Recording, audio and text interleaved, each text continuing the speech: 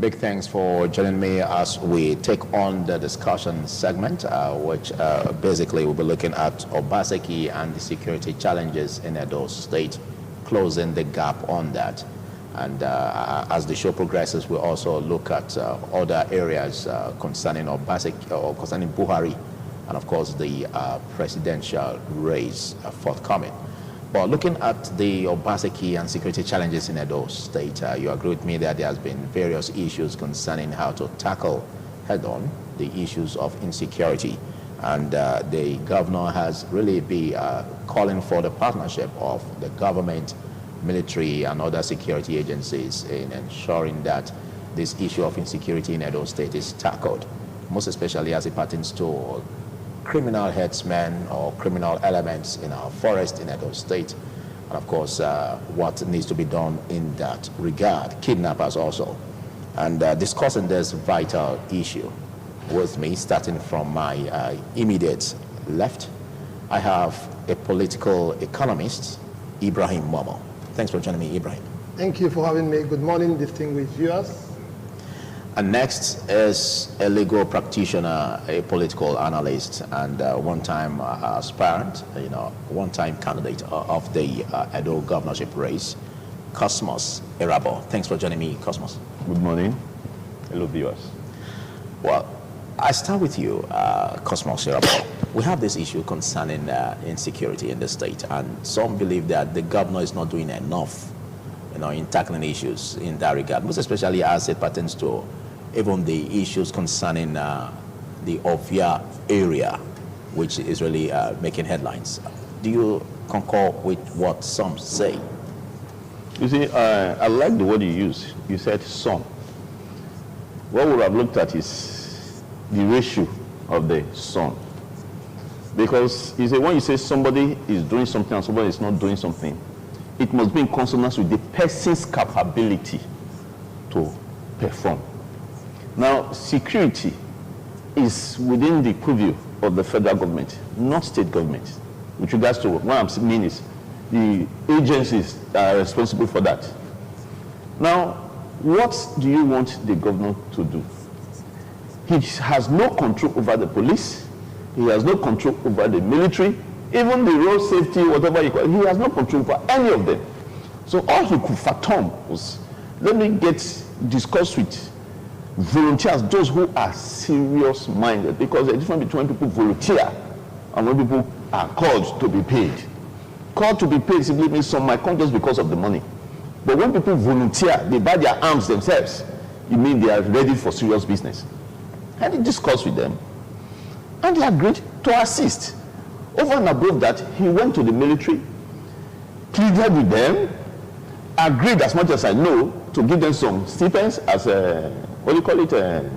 some stipends, so to say. Then the same thing with the police.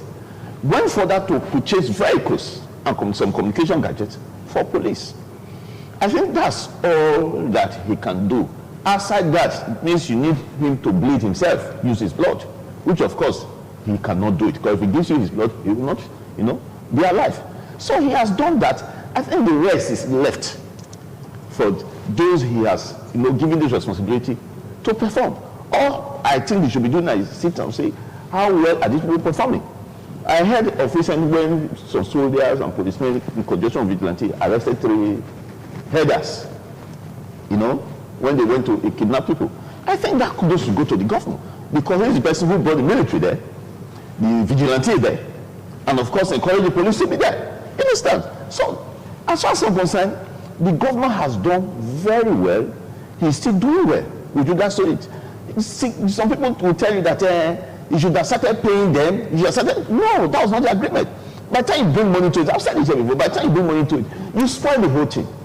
That is when you now see ethnicism, favoritism, mediocrity, and all. Why those who ordinarily will want to work willingly will not be there anymore. You bring somebody, you see ghost workers, those people will not be ready to do this so long as the money is there.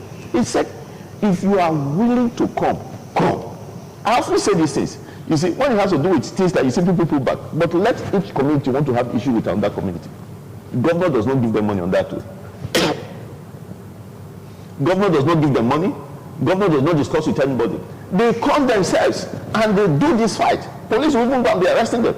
They defend their area. Now the government is saying, as vigilantes, we are not saying go and begin to move around. Defend your community with regards to these headers and these criminal elements. Just defend your community. And for the fact that you are a vigilante, does not mean you will be jobless. When you are free, come and defend. When you, after that, go to your workplace. If I tell you I'm a vigilante man now, uncle, I work. But that does not mean I want to tie chips and I also want to defend my area. Vigilante, just be vigilant, pass information to police, the little you can do it, period. Well, just work it. Some may not be really on the same page with you when you say that the governor really is not in charge of security, that it has to do with the federal government. What are they saying? Because they give you security votes. So let's hear your point of view, Ibrahim. Do you share same light? Well, I think the first thing to say about the security is that it's not entirely a state government affair. And that's where I agree with my colleague that the whole job about securing EDO is not entirely in the hand of the state governor. The federal government and the state government, and indeed the local government, have a role to play. Okay. So I do not entirely feel that he is wholly responsible, or his government, because it's not about, because oftentimes when we do these things, people defend to high heavens because they are pivoting on the personality of the individual holding office. Whereas it's about the government and about the state, about the people ultimately. So again, one of that challenge, apart from, so I don't blame him entirely, but where I hold him accountable, the government accountable, is the fact that increasingly we are destroying our local council, local government administration, the government that is closer to the people. You see, the same way we are complaining about the federal government over centralizing, because in the context of they appoint commissioners, federal government appoints commissioners of police across the states through the IG. The federal government is the person appoints maybe the state directors of the DSS, amongst other NSCDC and amongst other security apparatuses. But the state governments and the local governments have leverage. The issue of security is not an exclusive list item. Because in passing, he has mentioned that the issue of security is not an exclusive list item. The state governments and local governments have what they can call community policing or vigilante. These are security agencies, apparatuses within the Nigerian state. So the idea that it is an exclusive issue is false.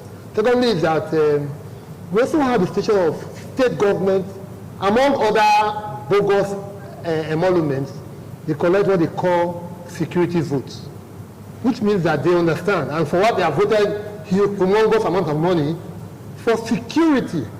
In that sense? Yes, that's what security. The concept of security is not an ambiguous term. It has a connotative meaning. Literally. Yeah. Literally. Yeah, so it's about the basic role of government. Are you saying some governors are not committing this security votes into it? Virtually, I can't even say when the federal government and the state governments, they are not using that big major line item in terms of funds. They're not deploying into good use. For security. They're not using it for what the purpose of which they are taking that money, they're not putting it in that use. So can you say that of the state? Across states. Oh. Across states. Because what's happening really, it's a blame game. We have people who are willing to sing praises of governor because they are making one or they are hoping to. And so governments are okay. They have that alibi. People are blaming federal government. Security is an exclusive list. It's not true. It's not exclusive. So the governments are okay. The government are okay with that level of attention that is being put at the federal level. All right. And so they are able to hide under that canopy. But if you go beyond, if you look beyond that, the real issue why we have the people are not looking at that level is the killing of our local government administration. That's why we are having that in challenge. The fact that local governments are in charge of wards, they are in charge of what you can call units. What you can call units. So if, and then communities, it is not something that the federal government can do. It's not what the state governments can do. It is what only the local government can do. And if we want to resolve the issue of security, what we can do, more than any other thing, critical thing is that we strengthen our local government administration. Let it function. Let us have chairmen, let us have councillors. These are the people you can hold accountable, not state governors. But why some will now hold state government accountable is that they are the ones who are killing that level of government. Because there is the concept of a joint account. Because when I know elected local government chairmen and councillors, governors have direct access to that fund. You know, they now call it JAC, Joint Account Allocation Committee. Okay. Okay. I think we'll come back to that, but we're going to be critically looking at some areas in Igolo and Abumere, the second communities, where issues of criminal headsmen invading that area, that territory, and driving away residents who are legal occupants of their houses and lands. You know, reports have been said that houses set ablaze and all of these issues. And some are saying that the governor isn't doing enough. But, well, last week, a few days back, the governor really addressed that aspect where he said that some machineries are being put in place to tackle that. But we're going to be taking more.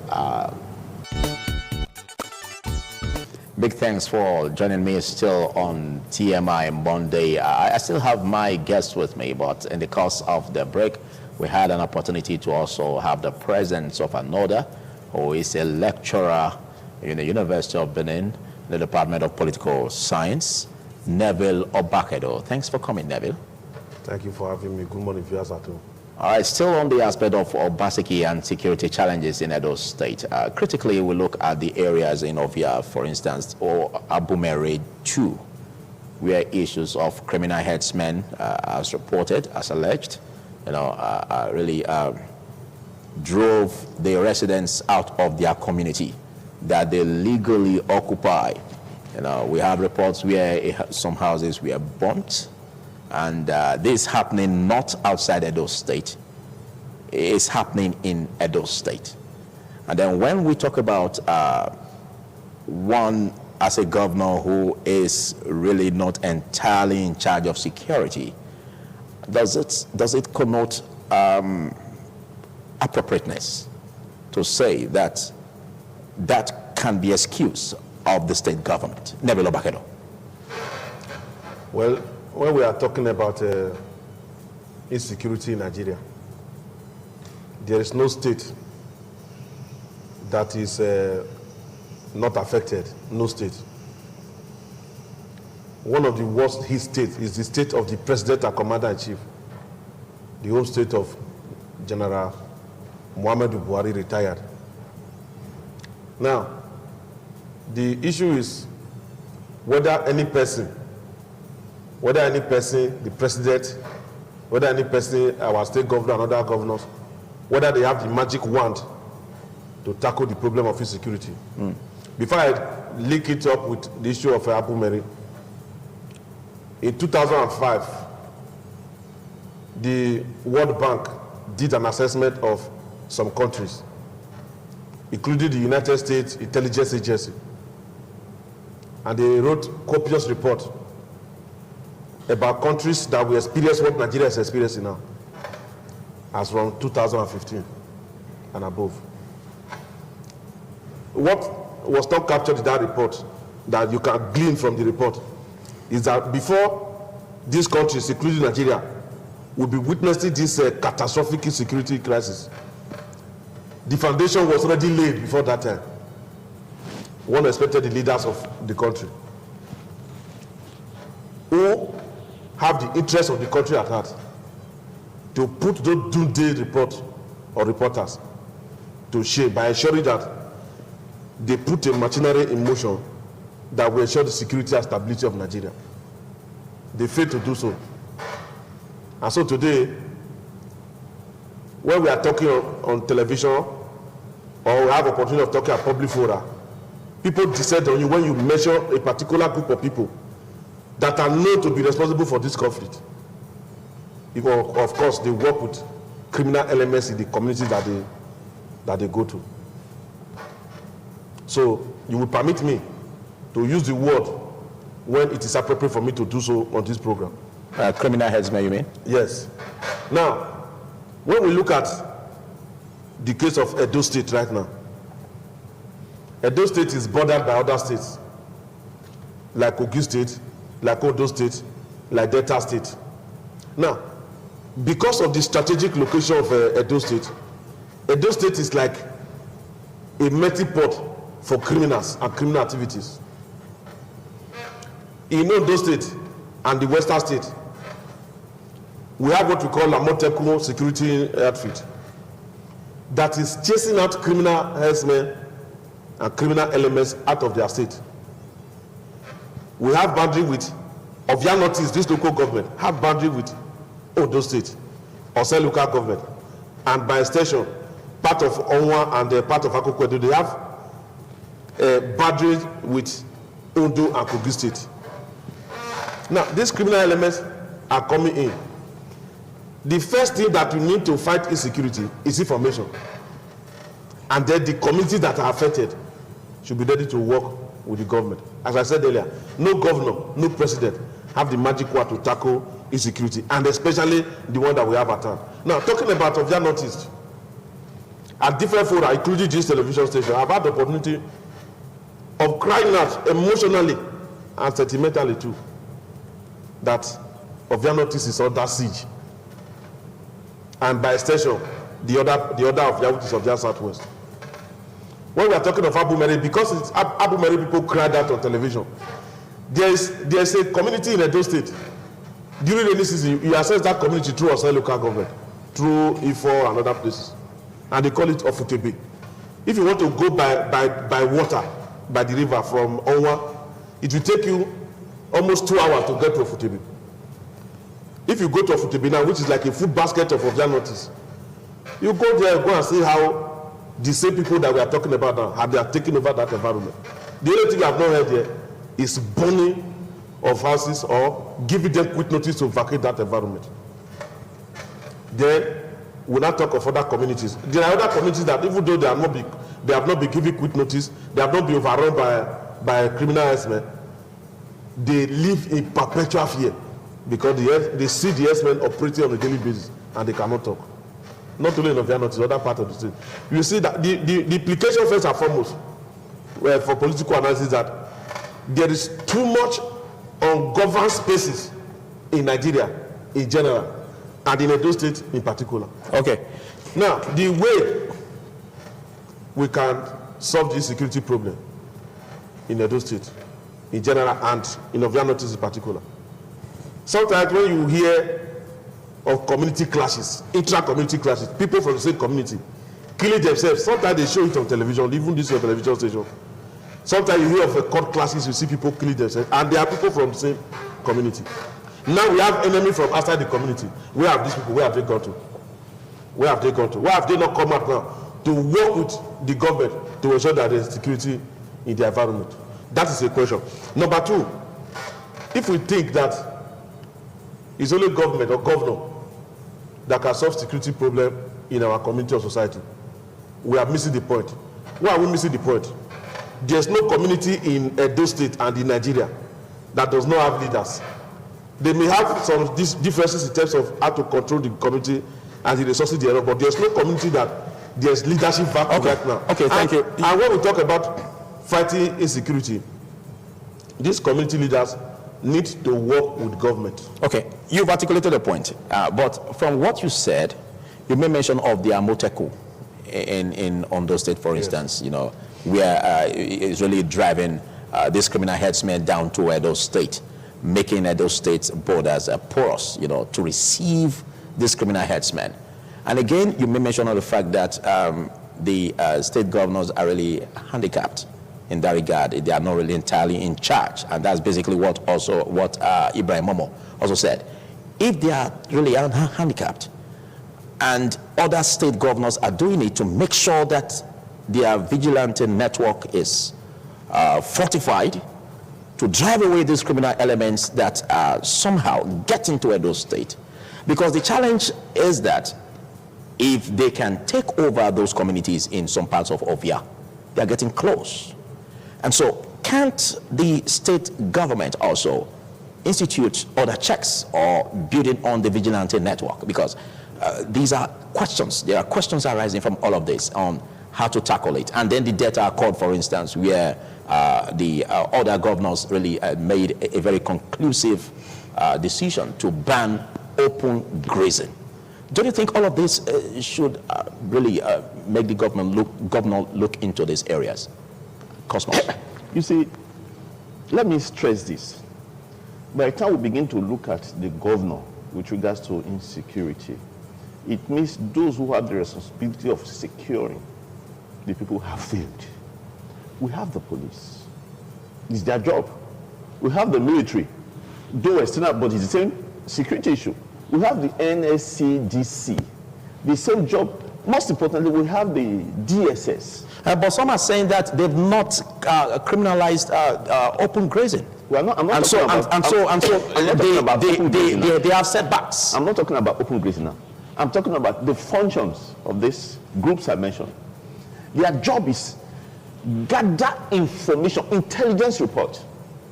If you hear so thing is going on, the area, you understand what some of these herdsmen do.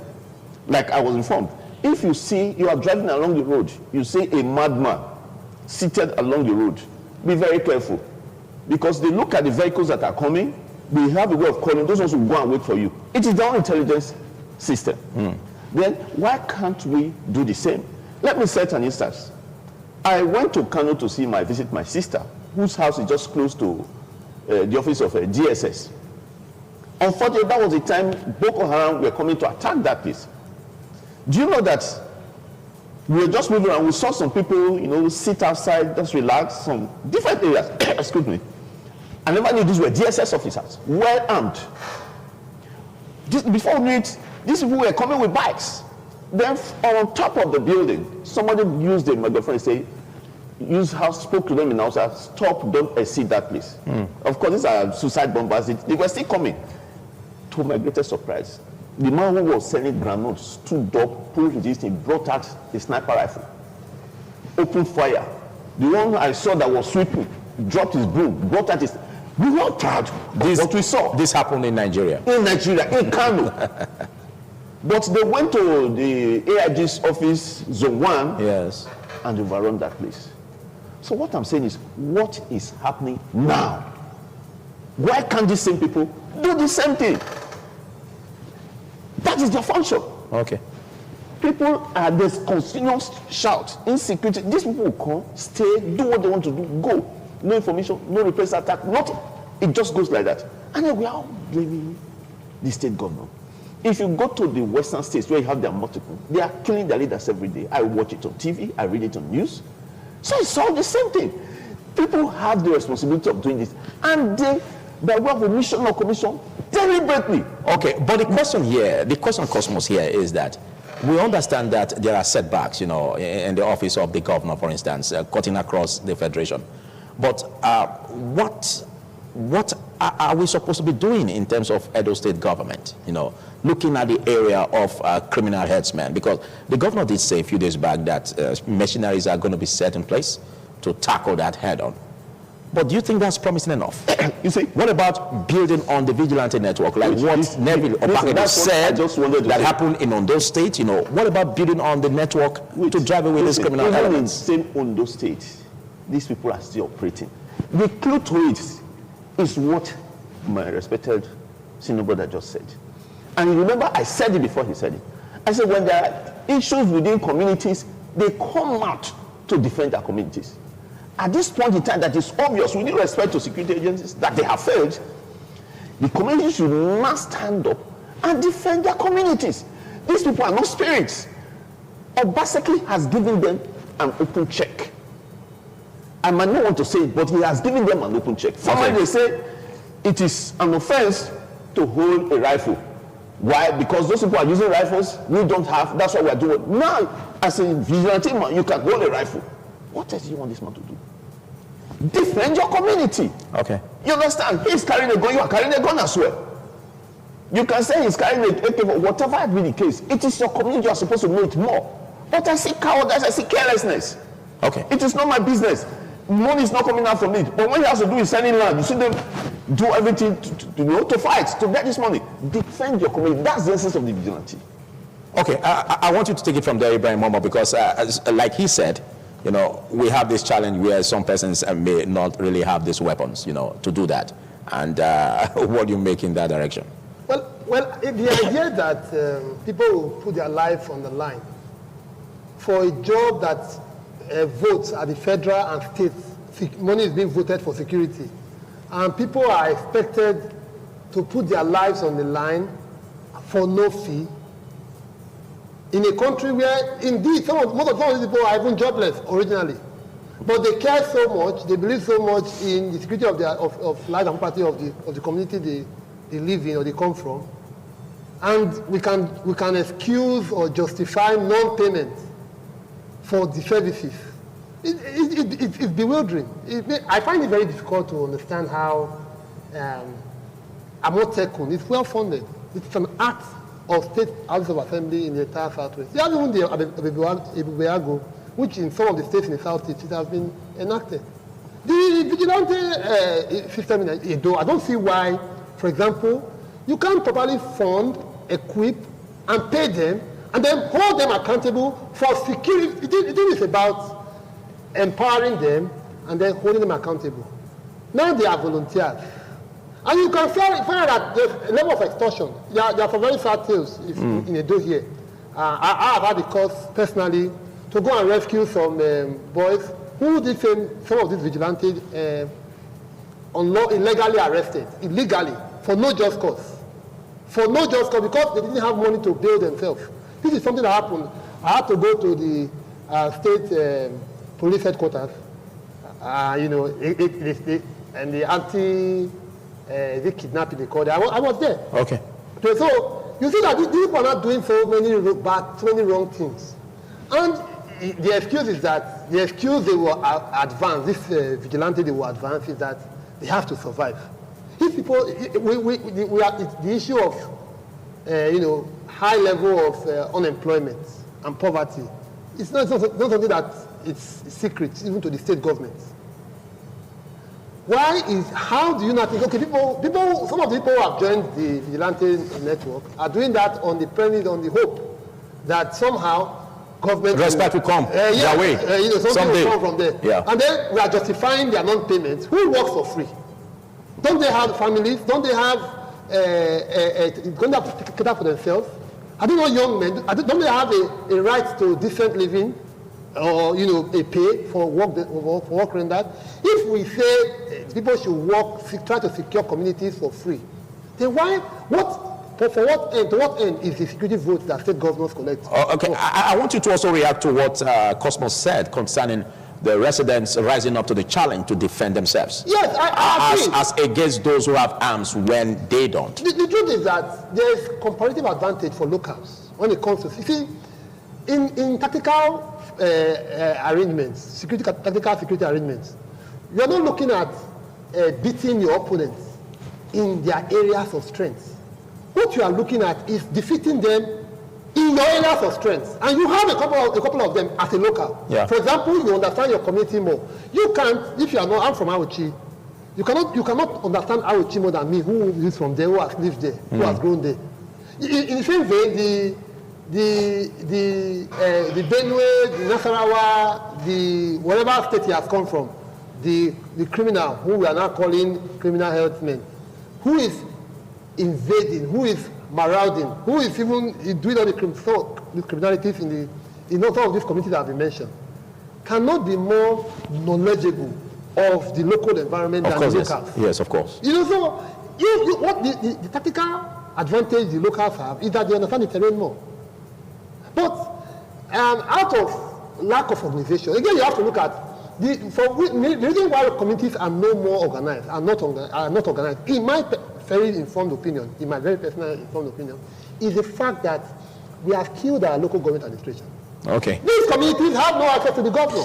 Okay. I'll come back to you. I think we are having a challenge in one of the camps or communities like Abumere 2, where it's been reported that residents are not there anymore.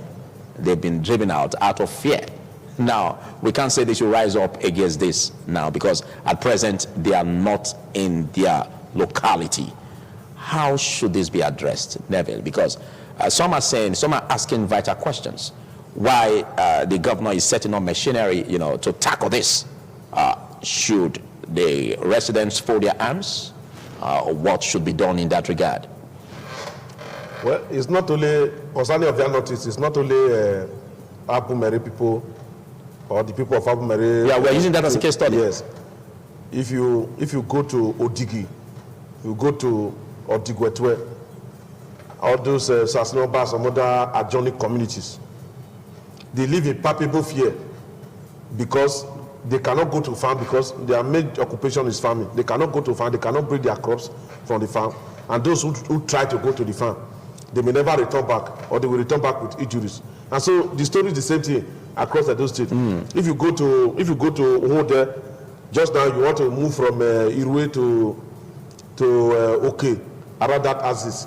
From there to link up with Onwa. When I say Onwa, I'm talking of Ozala stroke, part of Ora. You discover that that place is also taken over by criminal elements. Okay. If you come to... how do we stop it from lingering? Yes. That's what I'm saying. The way to stop it from lingering. As in just now? Yes, just now. The other day I had the opportunity of addressing the gathering, and we're talking about local governance, how we can get the dividends of governance closer to the people, economic goods of governance, political goods of governance, and the rest of them.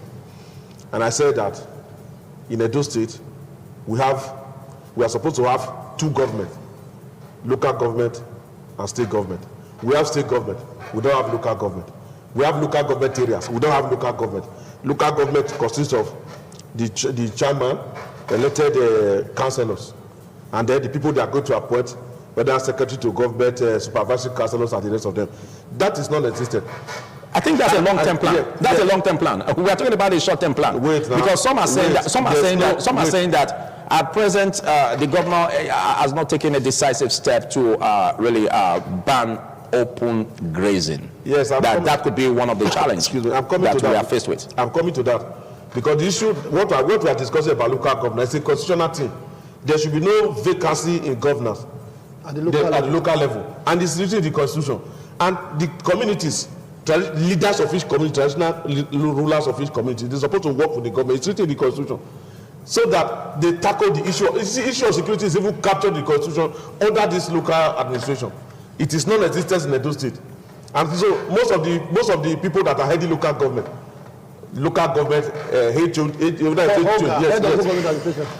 most of them are based in Benin here. Like on Monday morning now, they will go to their those that will go to Akwa, they will go to Akokwedo, those that go to Afuze, those that go to Sapogudaura, those that go to Abudu. Some of them will still return back to Benin today, and tomorrow morning they go back to work. How do you expect such and they are going with police security? Now, the first thing to tackle the problem of criminal harassment and kidnapping in Edo State, first thing is for the governor to put that machinery of banning of open grazing in motion.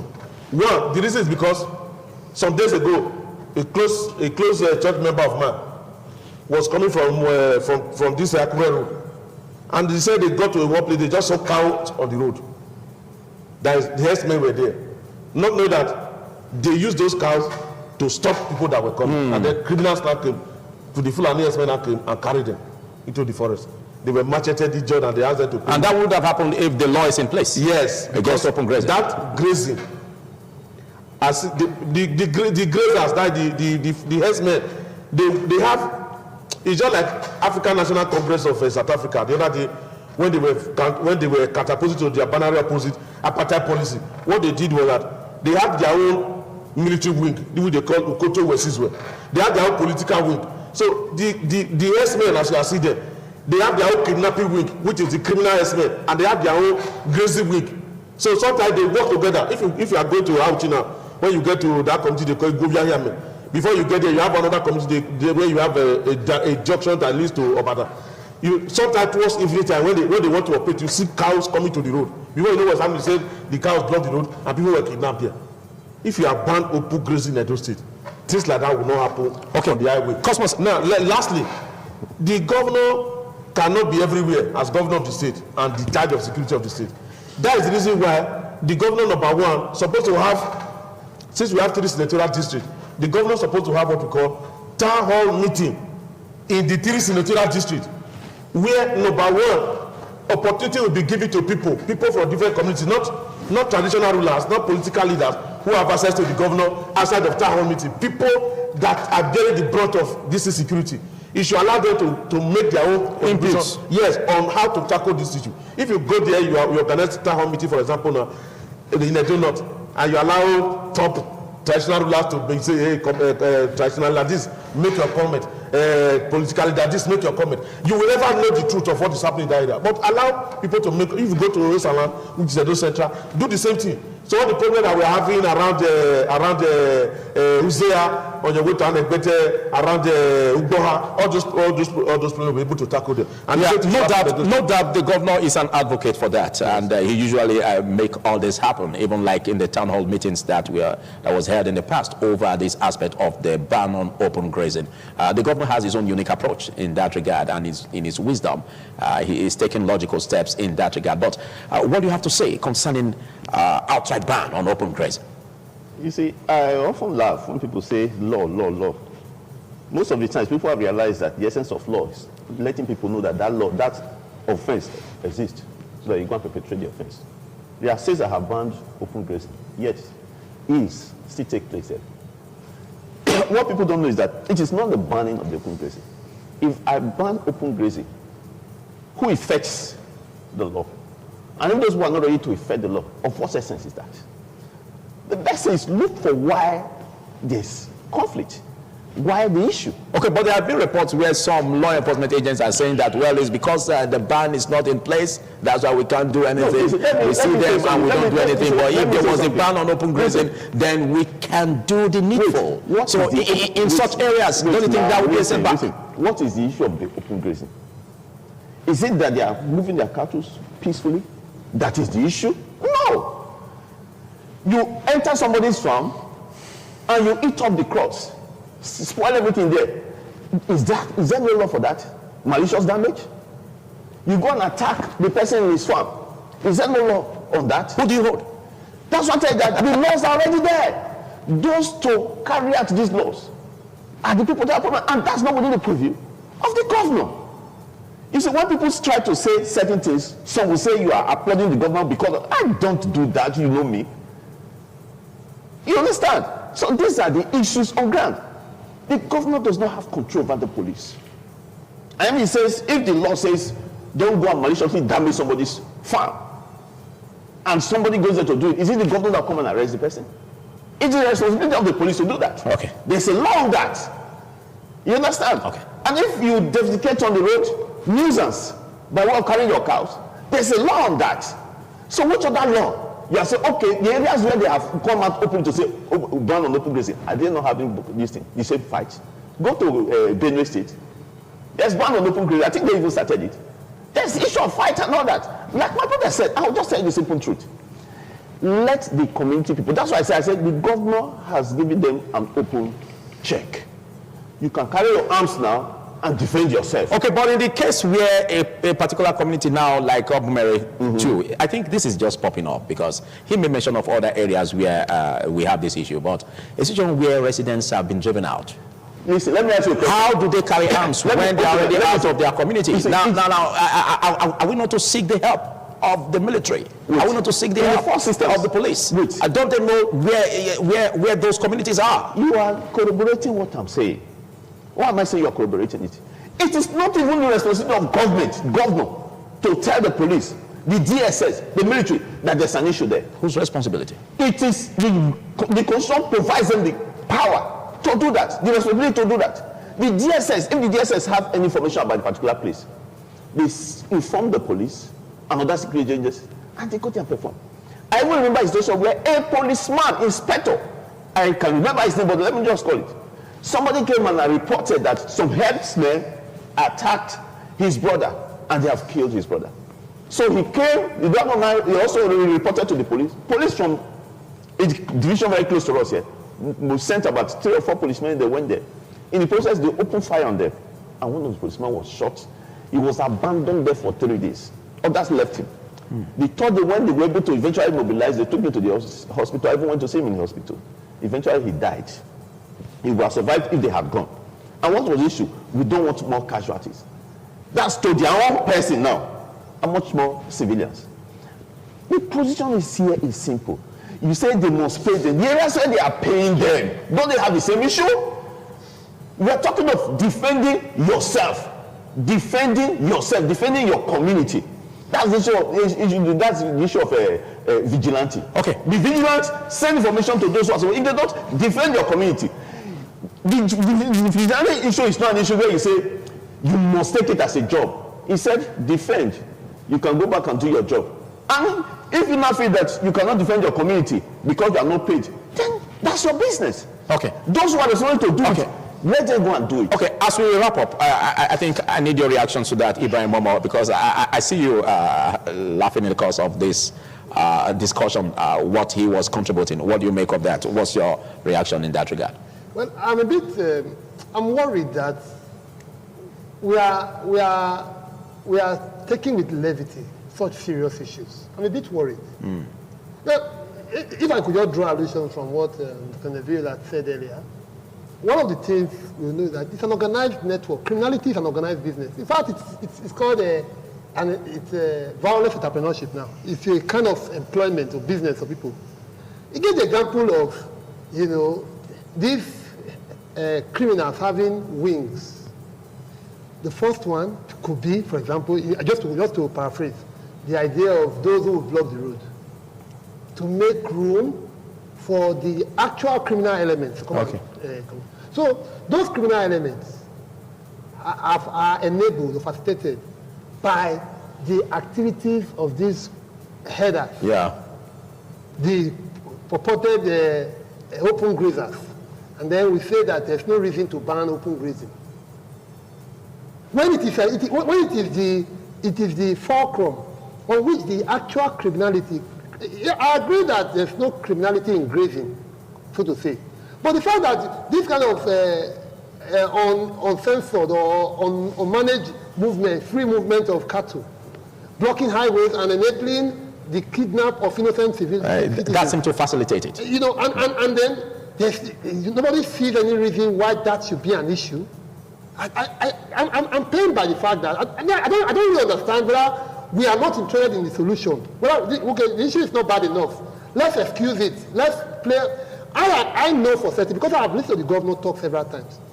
You see the kind of pains, the kind of, you know, the kind of attachment he feels with this thing. But you are seeing people who are not even the governor justifying what is going on. The governor himself is touched. Because he's the chief secretary of the state. Like the meeting held some days back in this regard. Thank you very much. But you are seeing that people are trying to, you know, beat about the bush, dance around it, justify what is on. Plenty people are suffering, and we are looking for inventing excuses. Okay. I'm paying. Okay, thank you. I think all of this will dovetail to finding out ways in which this can be tackled. Basically, the governor assured residents and the citizens of Edo State that there will be action that will be taking place in that regard to tackle that menace. While we leave that to settle, we're also going to be looking at the aspect of the 2023 presidential race and the black horse option.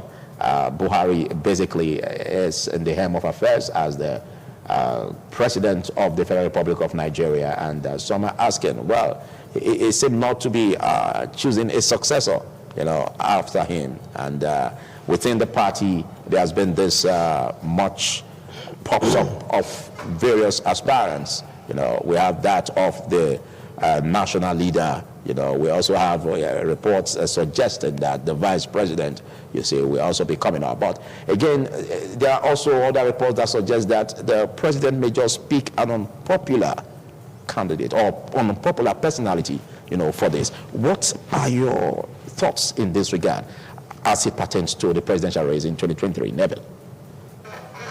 Well, talking about the presidential race in 2023, it's just a stone throw from now.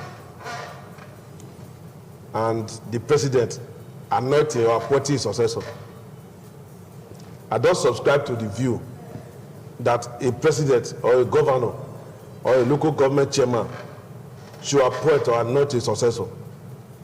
Because if there's intra-party democracy, which is hinged on direct primaries, a popular and acceptable candidate of the political party that the president represents, APC in this case, can throw up their own candidate, even if the president is not supporting the candidate. But the kind of politics that we are playing, we play politics of religion, we play politics of ethnicity, we play politics of money, and we play politics of state capture. Some persons see the state as controlling the state as a means of appropriating the resources of the state, getting lucrative appointment both inside and outside the country, getting contracts, whether executable or not executable contracts, and so on and so forth. Now, Buhari, the president and commander-in-chief of Nigeria, if you weigh the balance of public opinion right now, he will be found wanting. He may have done any other thing that Nigeria would have applauded him about. But one cardinal point of governance, which is the security and welfare of the people, is hanging the balance. So, for the president to come up now, for example, because you are saying that he's keeping mute on that one, for him to come up and say, I want to anoint my successor, that anointing may be on the base of religion, may be on the base of ethnic origin, and so on. People will, if Nigeria had the mind of voting APC in the next election, because of that, because of the performance of the president in the area of security and in the area of welfare of the people, Nigerians will not vote for that his successor, his anointed successor. So the best thing, the president should go back, if the president and commander-in-chief is watching this program, or his media aides are watching the program, the president should go back to go and listen to what Abacha said when they submitted the Constitution Drafting Committee report that brought 1995 Constitution, draft Constitution, which later metamorphosed into 1999 Constitution, where the government of General Sani Abacha divided Nigeria into 6 geopolitical zones. And Abacha, when he was talking to Nigerians of blessed memory, he made a statement. He said the purpose for dividing Nigeria into 6 geopolitical zones is that power should rotate among these 6 geopolitical zones. But the politicians, there was a caveat. They said, but he was expecting Nigerian politicians to play politics of responsibility, politics of mutual respect, so that all the crises of this one will be present, this one will not be present, will be a thing of the past. All right. Now Abacha is no more. And he was not alive when the 1999 Constitution was promulgated. Now, I expect President Muhammadu Buhari, because one of the reasons that made Buhari to be elected as president in 2015 is this, that in 1999, a Satana became president. That's the Olusegun Obasanjo. He was there for 8 years.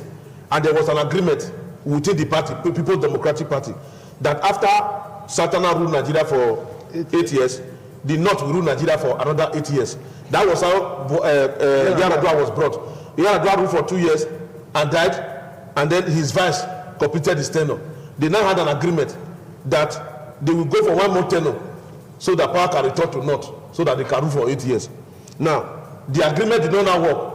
Those who were the power merchant around Goodluck Ebele Jonathan and Namadi Sambu affected that arrangement. Okay. That was how the Northern elite, because I watched Ibrahim Shekarau, former governor of Kano State, when he came on this ITV program, and he was saying that the reason why evil people in the PDP voted against Jonathan for Buhari was because the North was not going to be like a spectator in the political space of Nigeria and allow Satana to continue to rule. That was how they voted in favor of Jonathan, even though they were in favor of Buhari, even though they were PDP. Now it is time again, after Buhari has completed the 8 years, for power to return to the South. Whether the power is going to come to South-South, whether it's going to come to Southwest, whether it's going to come to Southeast, is a thing that the politician will discuss. Thank you. Politics is about I was going there. and this country. I was going there concerning this power rotation, Yeah, and we have a legal practitioner here because we know the constitutional arrangement of Nigeria really does not subscribe to power rotation in terms of presidency. What do you make? Yeah, you see, normally it's supposed to be a gentleman agreement because you talk about equity also in law. And what is good for A should also be good for B. Balance the scale. But you see, you begin to bring these things into play when democracy in itself has failed. And I will say this. The essence of democracy is just simple. My own simple definition is government of popular representation. Somebody who is popular, regardless of where the person comes from. That is the true sense of democracy. That's why in America, they can vote for somebody who is not even an American by origin, so to say. Yeah. But they know that this person can deliver. But since the Nigerian system has gotten to the level it is, where ethnicity, nepotism, and all that religion plays a role, everybody wants to be there, to be heard, to be seen, to represent your people, or even if they are out of pocket. So I feel the proper thing Buhari should do as he's living is to quietly keep quiet. And not just say keep quiet, quietly keep quiet and move on. The emphasis there. Yeah. Like my brother said, if Nigerians will ask the why question, like I always say, based on his performance, my own personal opinion, if he appoints anybody, endorses anybody, that person will fail totally. Why? In my own opinion, with due respect to anybody, he has failed totally. So if he appoints anybody, the person also failed totally. We had a flash of it in Edo in the last election. You get what I'm saying? So that is the position. He should just quietly leave. If he's coming to South, let it come to South. When he gets to South, Southerners will know how to do it. If you look at it, the Southeast have not produced a president in this country. One will begin to think that at least for the sake of equity, let it also go there. Not rotating between one and this and this. You understand? There are another thing people are looking at. Religion is also playing a role. The North are saying that, yes, if it goes to South, they are going to produce somebody. But because they are predominantly Muslims, that person must be a Muslim. And then, in the South, one of the candidates who is the leader of APC is a Muslim. And he's saying he wants to come. So will he be Muslim? So there are so many things, on ground as we look. But as political observers, we watch. And thank you. The state governor of Ondo, Rotimi Akeredolu, was really saying that any political party that really fits in northern candidate is bound to lose.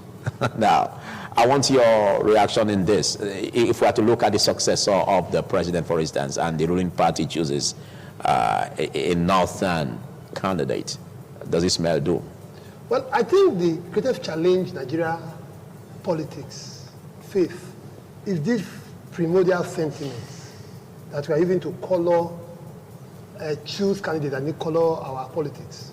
It is the greatest challenge that has made us as a people not to be rational in our choices and not to enjoy what they can call the proverbial dividends of democracy. It is that failure, that challenge of the primacy of primordial sentiment. That is what is killing us. You pointed out correctly that in our constitution there is nothing like a rotational presidency. It's not in the Nigerian constitution. But the irony is that there's a major political party, the PDP, that has that issue of rotational presidency enshrined in its constitution. It is in section 7, subsection 3 of the PDP constitution. It requires, it's a constitutional matter among the PDP. But you are seeing that even that party is not even interested now in producing a southern candidate. Even that same party. You are seeing the governor of Rivers, John Ketting, around the north, endorsing, relating, discussing with, today is with Sokoto State Governor Aminu Waziri Tambuwa. Tomorrow is with the Adamawa State Governor. And and of course, I think also mentioned the Bauchi State Governor. These are people all from the north, essentially thinking that, because when you hear some of the PDP people talk, what they are saying is that it's about, and of course I think Atiku, even our own Raymond Alego campaigning to the southeast, asking them to support an Atiku presidential ticket. All with the mindset that there's more active voters, more population and more active voters in the north than you have in the south. I think PDP was to successfully reclaim power, from the APC. It has to be through that roadmap that we get the majority, get the ticket to the north, where the majority of voters will vote. As again, maybe the APC now taking, because it's almost clear that the APC will come to the ticket of the APC will come to the south. It's almost certain because most of the people are standing up to contest. Whether it is so that seems to be a smart thing to do, not to feed another candidate. If it is in their constitution, rotational presidency, okay, why not respect it? That's the question I'm asking. So when Rotimi Akeredolu is saying that anybody does, it's a joker. The reality is that the Nigerian politics, I hold the view that the reason why our politics is broken, why we are backward politically and economic development wise, is because of these primordial sentiments. No matter who the PDP brings out, let them bring the candidate from the north. The Southeast will largely vote PDP. That is the way we run our politics. In Edo South here, if you look at the last 4 presidential election results, in Edo South, PDP has always won. In Edo North, APC has always won. In the last 4 presidential elections, the senatorial, going by senatorial districts, these values are primordial. Okay, let's again look at, because it's not centered on just 2 political parties. Yes. We operate a multi-party system. No, we don't. The concept of, maybe I should make that point quickly. Okay. That yes, there are today 18 political parties in Nigeria, but the concept of a 2-party system is not one that there are only 2 political parties. Like you have the NRC and the SDP. Okay. But the one that is dominant. There are only 2 who can who have the chance of producing the presidential. Okay, you're talking about the one that is dominating the mainstream. Yeah, there are 2 major political parties. So when you have 2 major political parties, like when you have in the US and you have in the UK. Are you trying to say that there may not be room for a third force? Because we saw this try to work out in the previous election in 2015. The challenge with the third force. But somehow the grip was not really strong enough. That, we don't have a situation whereby it's difficult to form a real political party. If you have a third force that is actually a political party, in the context that from bottom up, people are the ones who come together to form it and then they elect their leaders. Okay. But when you work with the third force, it's the same mistake of the APC and the PDP. There are a few individuals who come together. The party, okay, and then I said that to ask this to Nebula Akeredolu, because some are saying that they are fed up with the 2 major political parties dominating the stream of politics in Nigeria. Do you see the possibility of a third force emergence, Neville? Who are the people that are saying they are fed up with the 2 political parties? I said some. There are some, but they are Nigerians now. What they fed up? You see, when we talk about politics and politics in Nigeria, and by the calling of my professional career, I have to study the theory of politics. Then I have to mingle with politicians and, in a way, participate in the political process to be able to match theory with practice. The way the Nigerian state is presently constituted and the political power distribution and redistribution, you cannot divert or isolate primordial settlement from it, because this is the way the state was constituted and added over from the colonial master to the elite, the governing elite at independence. And from that time to date, there's no deliberate effort by the managers of the state to deconstruct the state and remove that primordial settlement. And so from one republic to another, this primordial settlement is built apart. So you mean it's a helpless situation? The situation that we are in cannot be corrected on television like this. The situation that we are in requires a deliberate process. Okay, thank you. So let me just talk about the issue of the third force. As you round off that. So, Nigerians, before they can be talking of third force and say bye to APC and PDP, we need awareness. We need awareness. And that awareness is not just awareness about every 4 years there will be election. We need an awareness of what Nigeria needs to take its pride of place among the Committee of Nations. And if you know that, how do you achieve that routine before you now go out? Unless that consciousness is there among Nigerians that are here who are educated, are enlightened, and those that are outside, and they work together, that third force, even if it comes up, It cannot have destiny. Okay, well, we are hoping for a leader that is patriotic, not just having this primordial sentiment. Now, all of these thoughts concerning power rotation is coming because it's been perceived by some Nigerians that once a leader comes on board, it seems to play sentiments with region, with the region he came from. Now, can't we have a clean-cut leader that would think first as a Nigerian and act the same way? Cosmos, in 1 minute. You see, that would be extremely difficult. I won't say it's impossible. You just said it. Extremely difficult. No, because of it is a major thing. Okay. If this same system is what gave you the opportunity to be there, you must always lubricate it. And if you are unable to lubricate it, those who block it will pick you down. Okay, thank you. Your comment on that in less than a minute. Well, again, I have to agree with him that the challenge we face today is that the current political elite are not Nigerian. They are not applying Nigerian presence. They are ethnic champions. They are primordial bigots.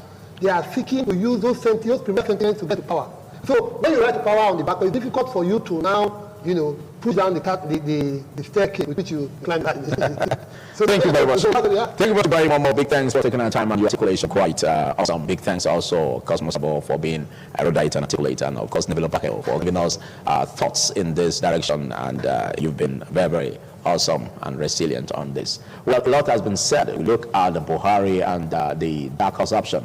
There is somehow some intriguing moments in that regard. Maybe some issues are still lying on the pendulum. Then we look at the OBASEKI and security challenges in EDO. Again, some issues still hanging. But well, as the day unfolds into weeks, into months, we hope to see changes in this direction. We're still on TMI Monday.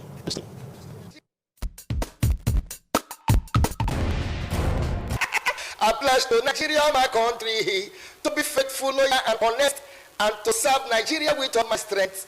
Now, so it's supposed to be citizens of the Federal Republic of Nigeria. Independent television, IT Nigeria, we don't upgrade.